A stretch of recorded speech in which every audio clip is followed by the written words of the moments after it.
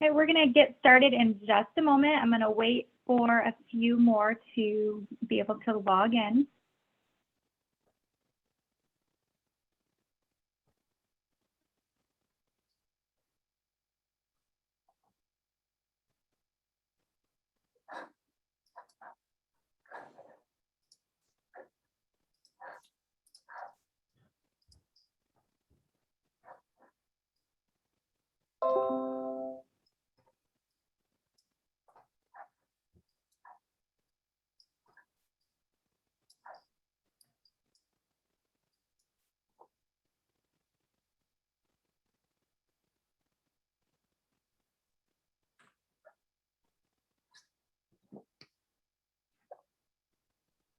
All right, I think we're going to go ahead and get started. People are still kind of filtering in, but I'm just going to kind of go over a little bit of an intro. So good afternoon and good morning to all of our West Coast folks. We're back for day 2 of our CARFAX Insurance Summit, and we have a couple of really good sessions today focusing on innovation and also industry hot topics.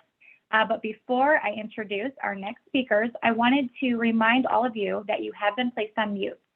But you can contribute to the conversation in the chat function, or you can submit questions to the Q&A. Our presenters are going to do their best to address these questions as they come in, but there's also going to be some time at the end to get these answered. And finally, after our summit concludes this afternoon, you will receive a brief survey, and we'd appreciate your feedback. So make sure you take a moment to complete that. You'll get that through your email. All right, so I would love to introduce our speakers today. Talking today, we're discussing fine-tuning territories with road safety and mileage data. So kind of adding on to all that vehicle history discussion we had yesterday, we have Yiem and Roosevelt here to talk about how to apply this to territory rating, incorporating some road safety. So Yiem Sunbhanich is co-founder and CEO of TNEDICCA, which has developed a proprietary crash location database to improve auto insurance pricing accuracy and profitability. Yiem has more than 2 decades of experience in data and analytics, including a decade in the property and casualty industry. And Roosevelt Mosley is a principal and consulting actuary at Pinnacle Actuarial Resources. He has been in the property and casualty industry since 1994. His skill set includes predictive analytics applications for all insurance functions, rate making and product development, and competitive analysis with litigation support. We really value our partnership with TNEDICCA and Pinnacle Actuarial Resources. We're so excited to hear them share about the innovation around territory pricing and considering the roadways as a component of risk rating. Yiem? Sounds good. Thank you, Jill. Good morning and good afternoon, everyone on the call. So thank you for taking the time. So today, Roosevelt and I are excited to share not just the whole concept of fine-tuning territory with the road safety and mileage data. We'll add a little bit more spice into the presentation, as you will see that they are more of the fermented R&D ideas that Roosevelt and I have been collaborating, and I think we'll sprinkle those ideas in along the way of the core message today in terms of how can you getting things more refined in your rate segmentation.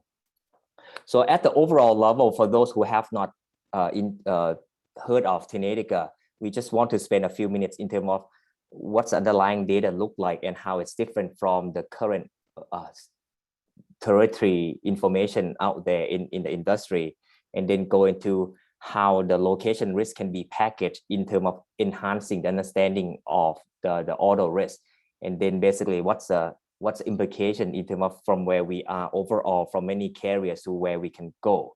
And then Roosevelt will share us the most recent result that just came out last week from CARFAX Vehicle Insight Program in terms of the GLM analysis that Roosevelt and his team has conducted using that large countrywide database.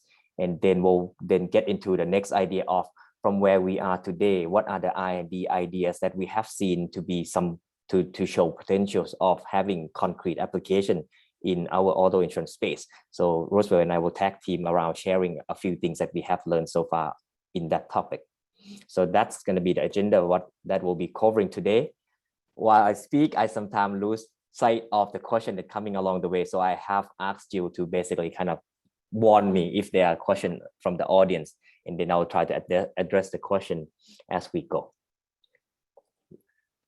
With that, so just a little bit of background on where the idea of location is so important came to our mind at TNEDICCA. So I spent about 2 decades in the analytic industry prior to getting into the insurance. And then one of the work that I use a lot is by this gentleman. His name is Edward Deming. And Deming idea is kind of fascinating. He looked like a grumpy old man, but he knows a lot about things. And one of the things that is a key implication of his idea is process has a big things in how things plan out. And for our insurance industry, sometimes we think that is Yiem a bad driver? Is Roosevelt a good driver? Sometimes as a practitioner, we think the impact of individual. But today I basically say there's some truth to the whole process of road design, the road segment, the risk at the physical road network itself could play a big role. And basically we have done enough work to show that that's to be the case. So that's basically the intuition coming from of the practice of this work by Deming that I have seen enough throughout my career prior to jumping to this field, and then basically bring that intuition with me and basically allow us to prove the concept. So now the idea is simple, right? Okay, location matters, but then how can you get to that risk of the location? That's where the tedious and hard work come into play of. At TNEDICCA, we need to then basically ingest this kind of police report. And this is a little bit old report. You think about the handwriting of the past, right? It's become more of the digital writing this time around, but it has not changed the fact that the data is collected through one mechanism, and it has to be managed through the data governance process, data management process of how can we basically work with state agencies to get this police report in? How can we make sure that all those data elements are cleansed and standardized? How can we then basically have the programmatic processes of converting when the police say the crash happened from SR3 Drive Boulevard versus Harbor Village Boulevard into geo code of latitude and longitude, so that mathematically it can be done and it can be computed in the rate assessment process. So that's basically kind of the idea of curating this more than 30 million crash on each production cycle that we do. So roughly about 60 million vehicle involvement. That's a lot of volume of information that allow us to basically then have a very comprehensive understanding about where are those hotspots. And we'll get to that in terms of why it's critical to know those accident hotspots. And that's basically based on this police report data. We specialize in the context of the where, the when, and other things, right? What's the road structure look like on that one? What's the weather at the point in time of it happened, when the accident happened? And the whole concept of where and when play a lot of role, in particular as you move closer to the spectrum of telematics type pricing. The where and when play a very big role, and they interplay quite drastically. Now, the fundamental intuition behind the TNEDICCA is process can be a big role, and in this case, basically the road network. So the idea is if you partition the road network into a tiny grid, whether gonna be 5 by 5 grid or 50 by 50 meter grid, for example, and then you basically count those accident incidents within each grid. And then once you're done with that process, let's say within a 3-year time frame in one city, and then you start to sort rank those location risks. And what you're gonna learn is that top 10% of those grids will contribute more than 2/3 of total accidents. And this is basically being observed throughout every city, every state, and even the 2 countries that we have done analysis in, both United States and United Kingdom. So you start to see that the fundamental principle of physical road location play a big role in how things happen, because if it does not, you should see the concentration and the repeatability of these hotspots. So that's basically the intuition that we learned very early on in the formation of the company that give us the fortitude of there's something there. And if this information is valuable and it has not been captured through the pricing mechanism process of auto insurance just yet, so there'll be the use to it. So the idea then we scale up and repeat this process kind of 40 more times. Right now, from the TNEDICCA perspective, we have coverage of 40 states covering 91% of the US premium, both personal line and commercial line. Now, once we have this data, what we have done with this data is we have taken a long journey, and we are grateful for the trust and the rapport that we got from many carriers, some of you on this call, that allow us to then basically work with you and learn from you. I still remember that I told the idea with Roosevelt back then, I think 5-6 years ago when we first met, that this is what we collect and what we try to do.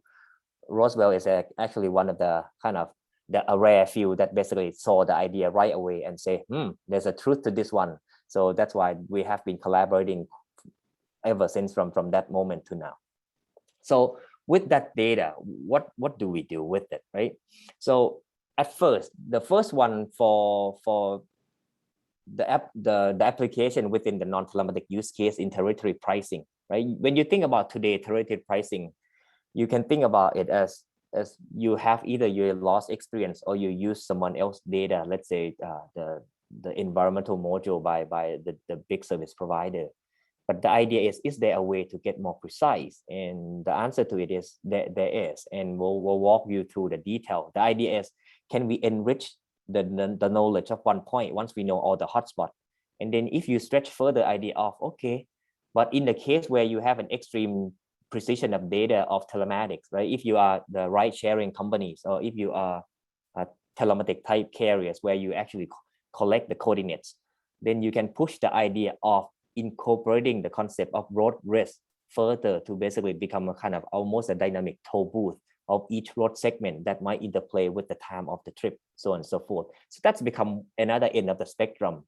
And then the most recent innovation that we have collaborated with Pinnacle and CARFAX is around the whole concept of location plus. If you know more than just where they reside, but how much they drive, you start to see a lot of new insight that surface up in terms of there'll be some concept of 1 + 1 is more than 2, because certain things interact in the way that allow us to have that incremental knowledge to make use of it from the computational process perspective. So these are kind of the basic ideas from the solution that we have and we have tested out in the market so far. So on the location risk score, the idea is relatively simple. So instead of using the zip code of the person who submit the claim, similar to the consortium data that might be available today, we basically say, you know what, instead of the 30%, 40% of the consortium data, we say the way that TNEDICCA approached the problem, we have 100% of the police report in those 40 states that we have the data so far. So we start with a very, very significant and authoritative sample to begin with. But then the one that just make us unique is basically the fact that we geocode all those crash. If this red dot is your garaging address of your prospect or of your policy holder, now you can know where are the hotspots around that garaging address of interest. How big is each hotspot? How far is each hotspot with respect to that garaging address of interest? And the reason why the concept of distance with respect to address of interest matter, because based on TNEDICCA analysis, we see that most accidents happen near home, and that's fade out. Let's say if past 15 miles, you start to see that the distant information value start to go down. So the concept is we can basically, given this one point, we can do the weighted average of the size of the hotspot, the number of the hotspot, and distance, reverse distance, each one of them with respect to the address of interest. And then that concept will basically allow us to derive a numerical representation at the address level that represent the likelihood of that vehicle reside at that vehicle that might get into the accident. And then that would surface up in the claim process. And so the key advantage, information advantage in this type of risk computation is, one, we start with having a more comprehensive understanding of the risk surface with the large sample size data. And then the second one is basically the location precision and then the data granularity, because in this case, you can have the understanding of the risk at the geo point level, right?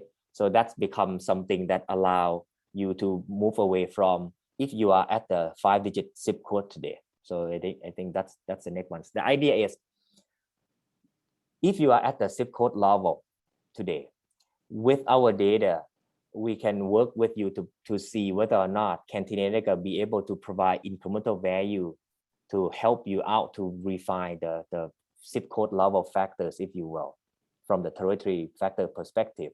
That's to begin with, and we have done a lot of tests. Today, what you're about to see after this from Roosevelt is basically the result from the VIP database in CARFAX. Now, but the idea is, all right, let's push it to the next level. If this idea proven out, then you can basically further refine your territory definition and factors to basically to the next level. You can push from 5-digit zip to 9-digit zip. You can put from 9-digit zip to census tract, census block group level. And then when operational system would allow you, you can go and basically do geo pricing. So that's the concept of how this location risk at a very, very refined level would allow you. And then this is basically from the territory perspective, it moved from wherever you are to then basically go to the most precise of geo pricing. So that's basically the potential that is out there in the market. And I will then transition to have Roosevelt show us what we have learned from his most recent research on the CARFAX VIP database.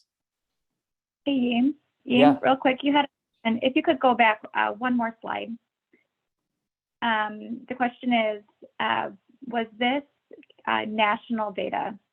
And for example, 2/3 of all US accidents occur in 10% of accident locations. So I think it's back a couple of slides when you were talking about. Yeah, so that's one. Yeah, so that Pareto principle outcome is observed in every city, every state that we have done, and we have done this repeatedly. So Dallas, Texas, Columbus, Ohio, you name it. We basically see the core structure of this crash concentration to be repeatedly observed.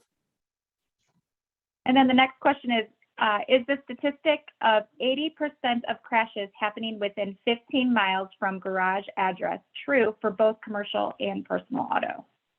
I think on the commercial, it would be different depending on what type of the vehicle you are. So for example, we did many work in small commercial truck and it worked fine. Let's say for the delivery or flower shop, it's gonna work as if it's a personal type, personalized type auto. But if it's become a kind of the long haul trucking, then I think the nature of the information value would change. But then that's why you move from this spectrum to the more telematic type spectrum of for those long haul truck and longer distance.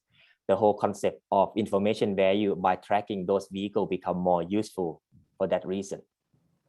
So. All right, so Roosevelt. Sure. Thanks, Yiem, and also appreciate the opportunity to spend a few moments with you kind of talking through this idea of better refining of territories and how we've been able to look at data that's provided by companies like TNEDICCA and others to help with that process. Yiem is referred to the Vehicle Insights program and the data that we have that has allowed us to be able to test some of these items.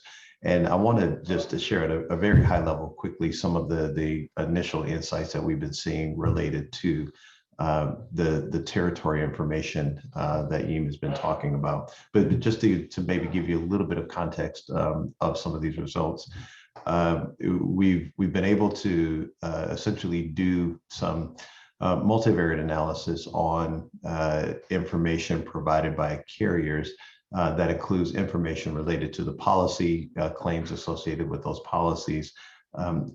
We've also incorporated information from CARFAX related to vehicle history, mileage, and also vehicle characteristics, and then have added to it data from external sources like TNEDICCA and others. And so part of the reason for going through this process, and we've done this with some individual company tests that we've used the TNEDICCA data before as well. And this is just a good practice for any external data, is essentially verifying that the external data is adding value to the process and not just rehashing value that you already have from your own internal information. And so we go through the process of building multivariate analyses. There have been some challenges with that, and again, so that we won't necessarily go through in any great detail. But if you think about, for those of you that have been through the process of pulling data and cleansing data and making sure that it's appropriate for modeling purposes, you understand some of the challenges just related to your own internal companies. Now imagine doing that for multiple companies and putting it all together. It does create some challenges, but we've been able to work through that process. And so what I want to focus on specifically for this discussion is some of the results related to the TNEDICCA data, and then we'll add a couple of elements to the conversation a little bit later. So if you want to go to the next slide, this gives you a sense of all of the things that we've looked at. And so I won't go through them all, but we have, as I said earlier, incorporated a number of details related to the policy, a number of details related to the vehicle history that have been supplied by CARFAX, as well as a number of elements related to some specific safety systems and characteristics for that vehicle. And we've added to it the TNEDICCA score. One of the things that we'll talk through as we go through this discussion is kind of highlighting some of the value that we've seen with information like the TNEDICCA score versus the value that we've seen based on some of the more traditional characteristics that tend to have a significant impact on pricing. A couple of examples we have highlighted here are annual mileage, our credit-based insurance scores. And so we'll hopefully give you some context in terms of the value that we see in getting the geographical rating more precise and better. So first, let's talk about some of the results from the TNEDICCA program, and I'll slow down for a moment here just to make sure that we understand what we're looking at. So the TNEDICCA score we've got 4 graphs here first, one for each of the major coverages, and on the x-axis of those graphs, of those charts, each individual chart is essentially the log of the TNEDICCA score. It made it a little easier in terms of the analysis to take the log of the score rather than the actual score itself. But and so that's really just for a display issue and sort of an ease and accuracy of modeling issue. And for each coverage, except for comprehensive, so I'll talk about collision, PD, and bodily injury first. You can see that the relationship between the TNEDICCA score and specifically the expected frequency, we'll talk a little bit about severity here in a second, is relatively strong. And so the expected frequency is actually characterized by the green line.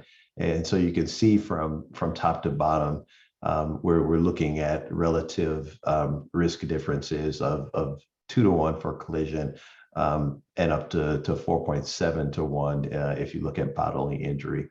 And even if you measure it across the portion of the scale where there's significant amount of exposure, you do see that there is still pretty significant lift coming from the frequency. And that makes sense.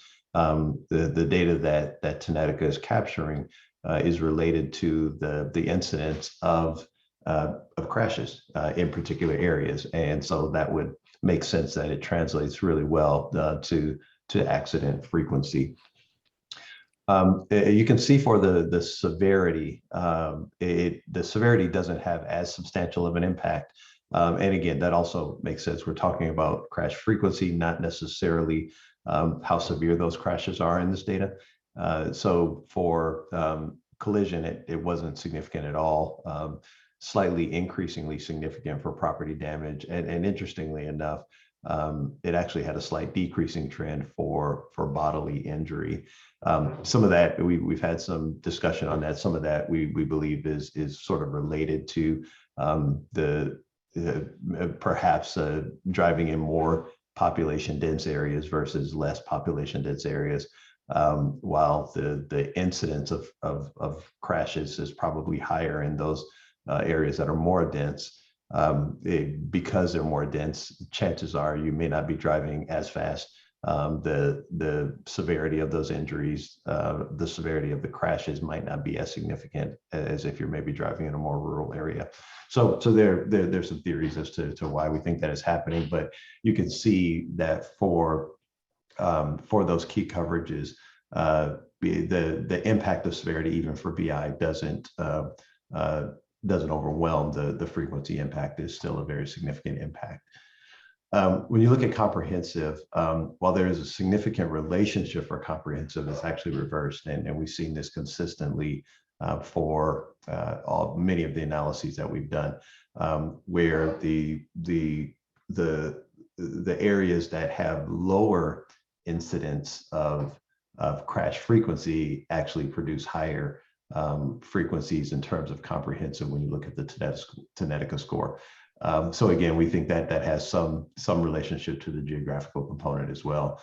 The types of losses that comprehensive covers probably tend to occur a little more frequently in less dense areas, areas that are less accident prone in terms of crashes. And so we think there is some explanations or reasonable explanations for that, but it is worth noting that that relationship is actually reversed for comprehensive. So overall, and again, just to reiterate, this is a value that we're finding that is over and above the value of all of the other information that an insurer would traditionally collect. So we're looking at information that is providing, quite a bit more additional lift, additional value than what we would see just being able to use the company data. Now, maybe to put that in some perspective, you can go to the next one. There are a couple, we looked at that in relation to some of the results from some of the more traditional variables. This particular variable is the annual mileage, and it's actually annual mileage that comes from the CARFAX data. So it's a little bit truer representation of the annual mileage than generally we would get from a customer or an agent reporting the mileage. And what we can see here is that, and again, for all the coverages, even including comprehensive, the impact of annual mileage is significant. And no surprise here. The more you drive, the more exposure you are, the more exposed you are to accidents, and thus the more significant or the higher, excuse me, your loss costs are. So, but you can see relative to what we were seeing on the previous scales, where we're seeing relationships of 2, 3, 4 to 1. The relationships here are actually not as significant as those variables. So again, when you look at it relatively speaking, you can see that there is some added value over and above even some of the more significant things that we typically look at for rating. And if you want to hit the next one, this is the credit-based insurance score. And so again, same story here. It typically tends to be one of the more significant elements of a company's rating plan. But still the relationship in terms of credit-based insurance score relative to what we're seeing with the TNEDICCA score, again, is still valuable, but the TNEDICCA score in this particular case does add a fair amount of significant value in terms of understanding the risk of the location. So thank you, Roosevelt, for sharing us the insight that you learned lately.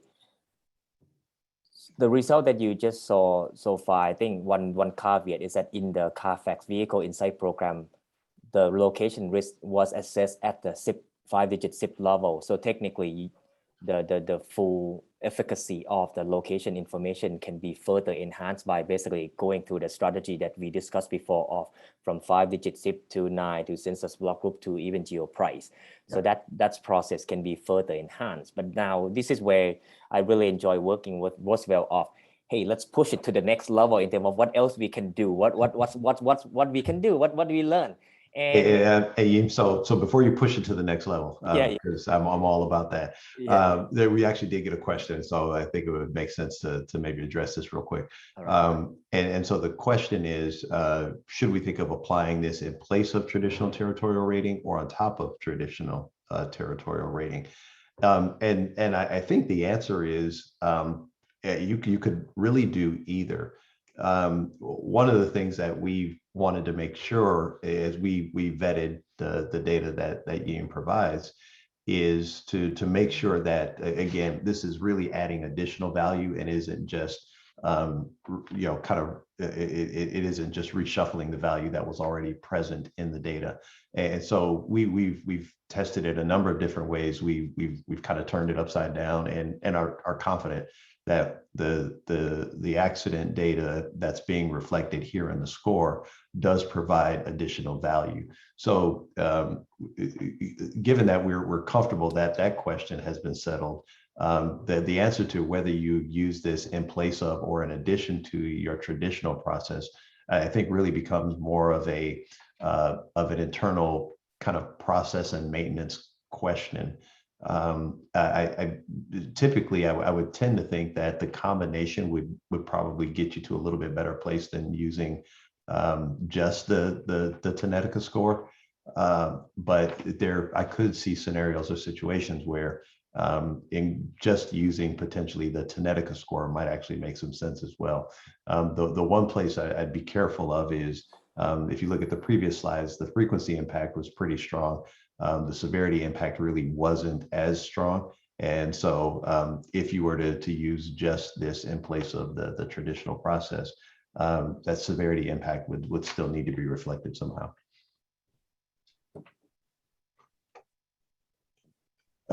We had a questions come up. I don't know if Yiem, you want to address these or Roosevelt. The first one is fairness concerns often arise with geographic components.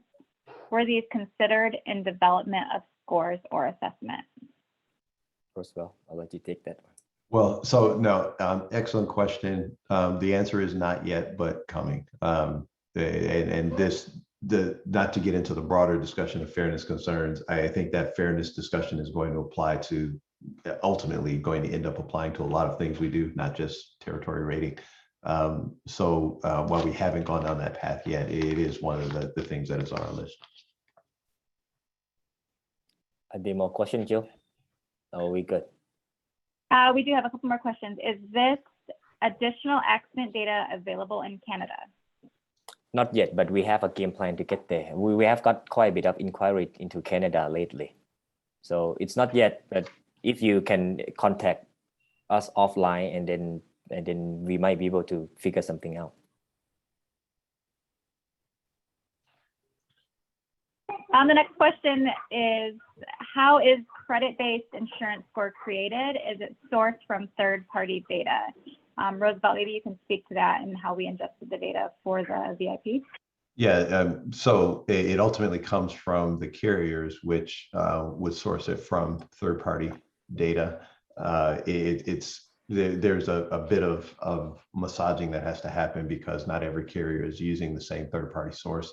And so that also could be part of the reason, not completely the reason, but part of the reason why some of the results may be a little muted on the credit score graph as well.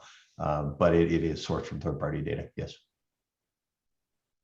All right, and then the last question is, at 5-digit zip level, could this be applied as a static rating variable rather than a score ordered for each individual risk? Correct, it could. It basically, you think about the score itself can be translated into what is the proper relativity factors that you would use, right? Either incremental on top of how you factor the territory or in conjunction with. So to some extent, think of it as a score as a translation mechanism of guiding your territory factors. I mean, that's all it is. Yep, absolutely. One of the applications that we've used is to actually essentially incorporate this into the territorial definitions of a carrier. And so absolutely, this could certainly be used as a static piece that incorporates into the territory definitions. All right, Jill, if there's no additional question, then we would like to then go into kind of the R&D that we want to share with the audience today. In terms of, all right, so far we just basically focusing on the dimension of the location that moving from territory group to then a kind of lat long point. But then let's push it to the next level of if you can actually combine the specificity of the latitude and longitude with the mileage vehicle at the specific vehicle level, right? How much this vehicle has been driven. And then it basically say if you this is the location where you park the vehicle, and this is if you drive a lot, maybe we should, or if you drive less, right, maybe you are exposed to less hotspot. If you are driving more, then you might be exposed to more hotspot. So the concept of the two information kind of collide and have some interaction effect is kind of intriguing to us when we were speaking with many kind of practitioner, advanced practitioners. So then they basically guide us to think about it this way.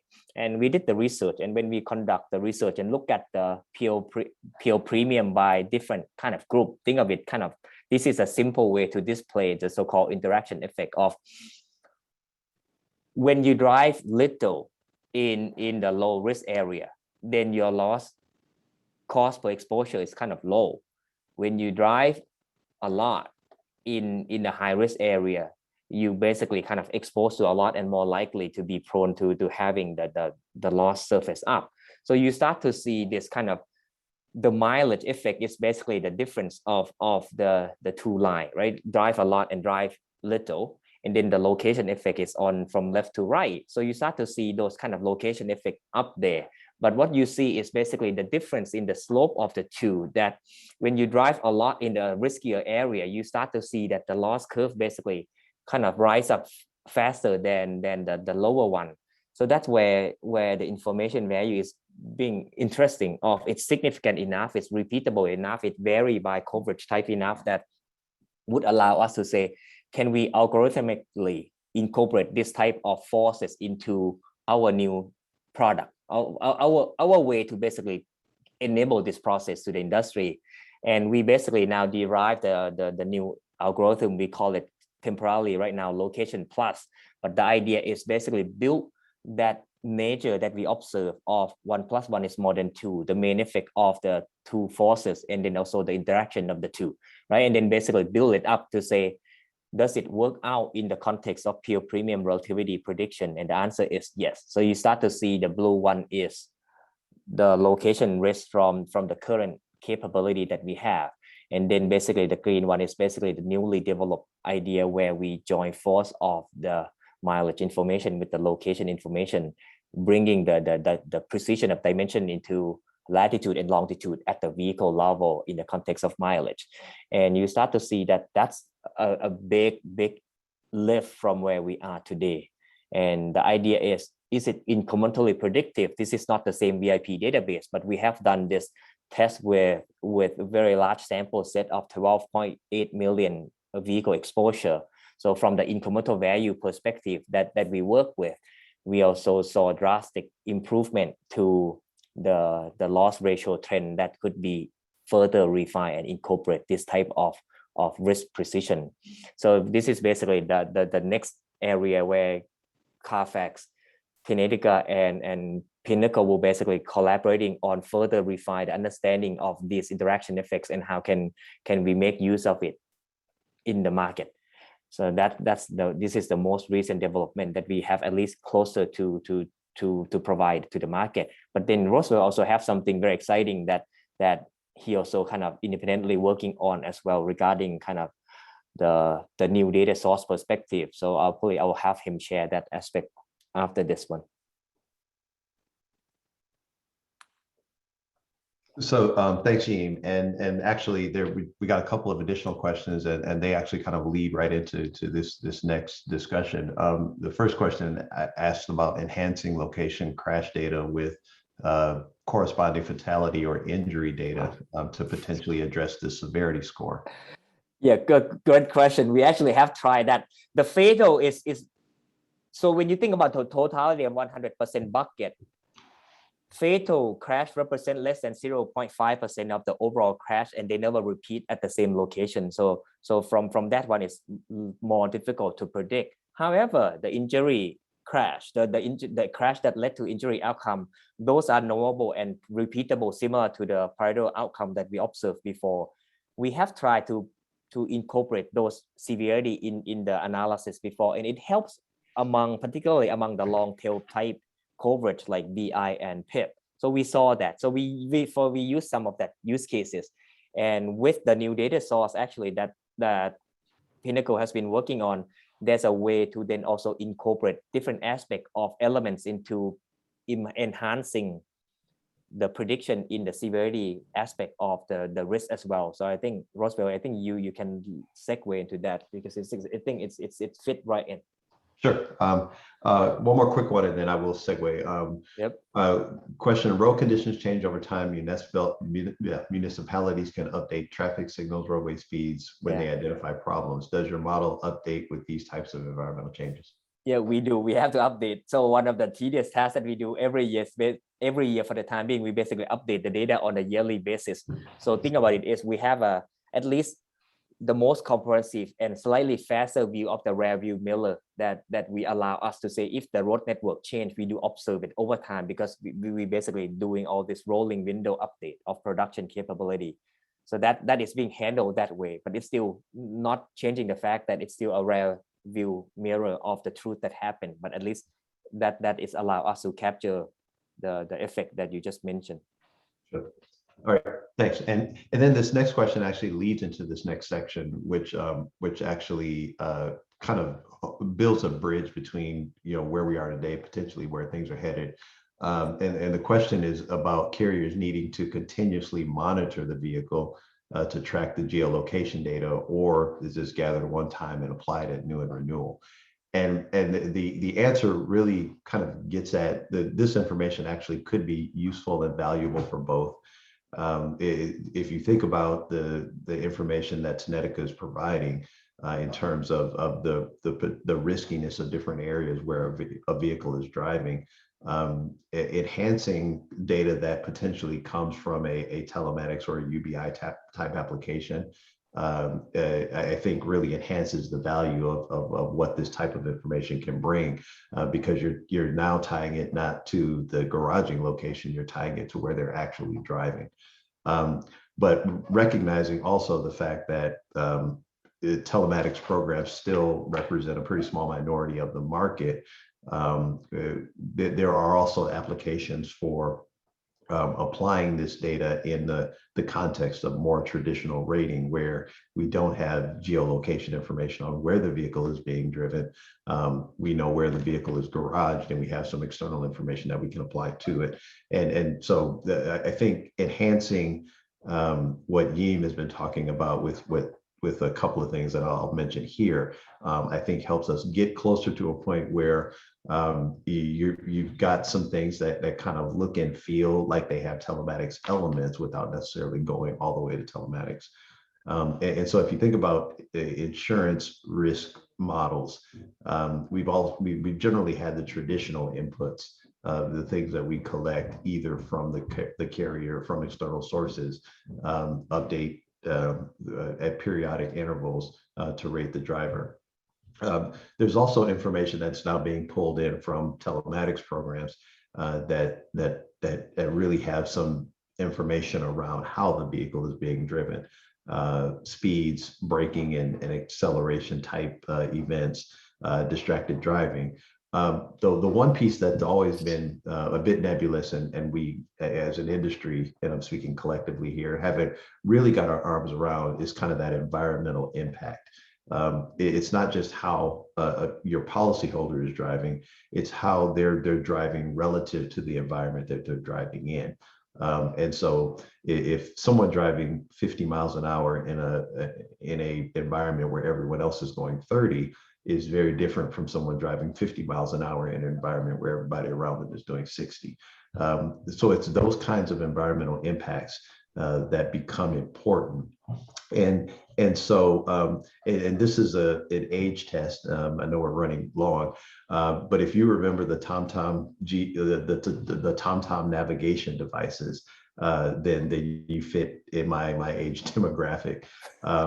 I was surprised to learn actually that TomTom is actually still around, not so much making devices anymore, but powering a lot of the maps that you use. So if you, like me, have an iPhone and you use Apple Maps, then if you dig far enough into the info, you'll find that those maps are actually being powered by TomTom.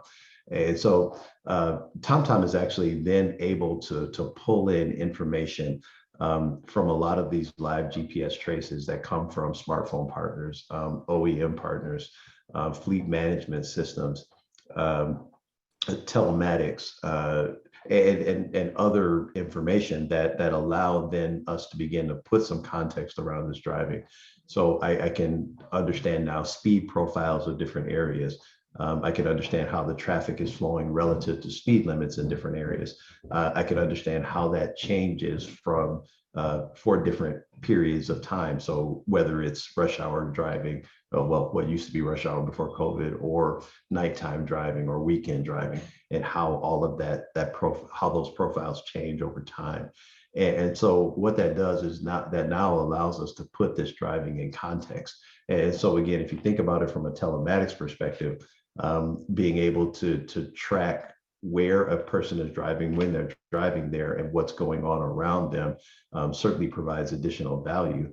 But even if I don't have that, if I understand the garaging location and the typical driving patterns of particular areas, I can then put more of this context around that geographical risk to understand better exactly how that impacts how they're driving. And so we've begun to pull in this kind of data, test it along with information that is related to how you drive, and the information that Yiem is providing in terms of riskiness of areas to really try and enhance that environmental piece. And so there are a number of things that we are testing. When you put all of this together, we probably have upwards of 75 different kinds of features that we can build from this data to test. So these are just a couple of examples, and I won't necessarily be exhaustive. But one of those areas is essentially trying to get a sense at a measure of things like density. So how densely used are particular roads? And so from the TomTom data, I can get access to things like travel time in a particular area, and how much an area is being used relative to the length of the road segments in that area. And so you can see, if you're familiar with Missouri as an example, no surprise, you can see that as you look at the cities, Kansas City, St. Louis, the sort of lighter areas in between those actually represent interstates. And so you can begin to see how the driving patterns and the density differs in particular areas. And then it helps to, as I said, begin to put some of the driving and other information that we have in context. And if you go to the last slide, Yiem. So again, this is another example. And like I mentioned earlier, there are 75 different features that we're incorporating. And then what we're able to do is then begin to look at those features and begin to understand, again, how much they impact the traditional rating process over and above what we already know. And so this is an example of a feature that we created called total speed range, which is essentially a measure of the range of speeds in a particular road segment. So whether you've got a mixture of vehicles driving slow and fast in a particular area, and the higher that range, the more variance in the speed in a particular road segment, the more risky that particular road segment is, which again makes some intuitive sense. We're now able to begin to put some measure and some numbers around that. And so we're in the process of incorporating this kind of information to provide some of that contextual data around what we're analyzing, and believe that this is also going to provide some pretty significant lift, some benefit to being able to really measure that geographic risk. So with that, I think that's the end of the slides. We've answered a lot of questions along the way, but I don't see any additional ones yet, but I'll turn it back to you, Jill. All right, yeah, thank you so much, Roosevelt. Thank you, Yiem. I have not seen any additional questions come into the chat, but we do have 1 or 2 more minutes if you would like to submit a question in the Q&A, and we can get that answered for you.